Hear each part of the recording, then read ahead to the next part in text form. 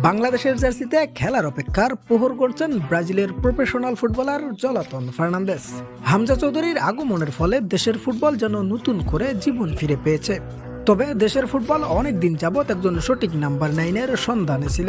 এবার তারই অভাব পূরণ করতে বাংলাদেশের জার্সিতে খেলবেন জলাতন ফার্নান্দেস।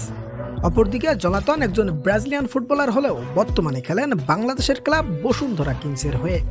জানা গেছে আজ থেকে প্রায় 5 বছর আগে ব্রাজিল থেকে বাংলাদেশে আসেন জলাতন ফার্নান্দেস। এসেই অনেকটা চড়া দামে যোগ দেন বসুন্ধরা কিংসের হয়ে। আর সেখানেই বর্তমানে তিনি দুর্দান্ত ফর্মে রয়েছেন। নিয়মিত করতেছেন গোল এবং সতীর্থদের দ্বারাও করিয়ে নিচ্ছেন গোল এবং অ্যাসিস্ট। জলাতন একজন অ্যাটাকিং মিডফিল্ডার কিংবা ফরওয়ার্ড হিসেবে খেলতে পারেন। অন্যদিকে একই ক্লাবের হয়ে খেলেছিলেন রাফসান রবিনও।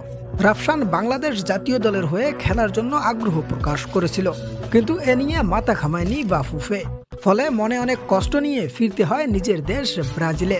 তবে এবার জলাতনকে ছাড়তে চায় না বাংলাদেশ। সবকিছু ঠিক থাকলে আগামী মাসের উইন্ডোতে বাংলাদেশের হয়ে দেখা যেতে পারে জলাতনকে। অন্যদিকে জলাতন যদি বাংলাদেশের হয়ে খেলে তাহলে রাকিব, হামজা, জলাতন ও জামালদের নিয়ে দুর্দান্ত এক দলে পরিণত হবে বাংলাদেশ।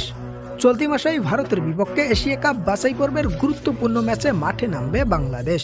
সেখানেই দলের নাম্বার 9-এর সমস্যার সমাধান হিসেবে মাঠে দেখা যেতে পারে জলাতন ফার্নান্দেসকে।